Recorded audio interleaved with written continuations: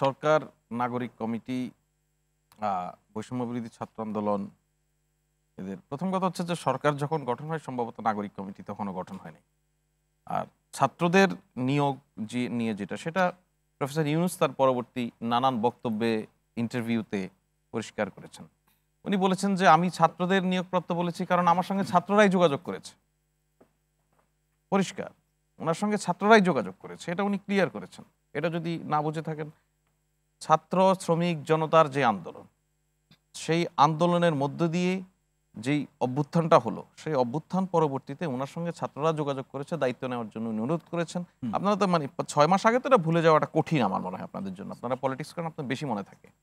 সেক্ষেত্রে উনি তো ইনিশিয়ালি ছাত্ররাই বলেছে, উনি রাজি হচ্ছিল না, ওনাকে রাজি করানো হয়েছে, সেটা একটা অন্য বাস্তবতা।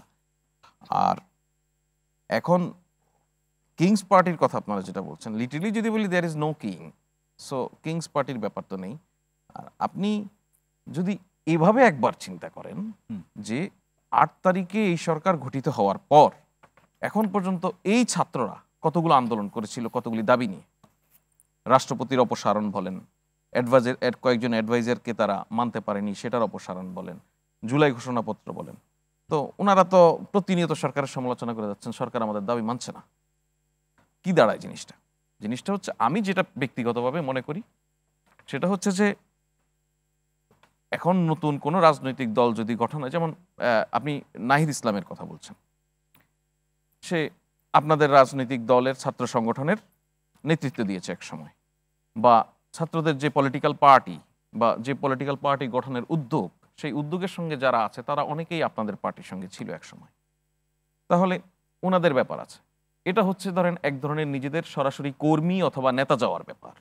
আরেকটা থাকে নতুন পলিটিক্যাল পার্টি হিসেবে যখন সে আবির্ভাব ঘটবে, এই এক্সিস্টিং ভোটারদের মধ্যেই সে একটা নতুন স্টেক তৈরি করবে।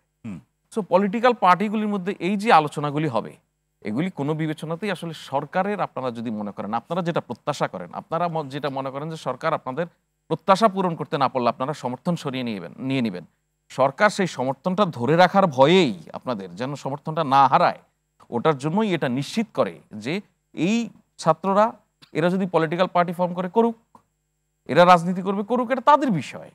এটাকে সরকার, তো আপনি যদি বলেন যে এই ব্যাখ্যা নয় ভাই, আমি ফ্যাক্ট বলছি, সরকার তো পরিষ্কার, সরকার তারা নিজেরা দল গঠন করবে, কি প্রক্রিয়া করবে না করবে সেটা তাদের বিষয়। এখন এখানে তার মানে সরকারের সমর্থন পাওয়ার ভয় আছে। কিসের সমর্থন পাওয়ার ভয়? সমর্থন হারানোর ভয় আছে, হারানোর ভয় আছে। একটা সরকার যদি সমর্থন হারানোর ভয় না করে তাহলে তো সে ফ্যাসিস্ট হয়ে যাবে রে ভাই। সে সমর্থন হারানোর ভয় তো থাকবেই, থাকবে না কেন? নাগরিকরা সরকারকে একটা দায়িত্ব দিয়েছেন, সরকার সেই দায়িত্ব পালনের চেষ্টা করে যাচ্ছে। এখানে যদি নাগরিকদের একটা অংশ হঠাৎ করে মনে করে এই সরকার তো আমাদের না, আমরা তো মনে করছিলাম সবার, এই ভয় তো থাকা উচিত আছে। এই ভয়ের কারণেই সরকার কোনো পক্ষে নাই। আপনারা করেন, আপনাদের ভোটার ভাগ করেন, আপনাদের নেতা ভাগ করেন, সেটা আপনাদের বিষয়। সরকার নিউট্রাল পজিশন আছে, অফকোর্স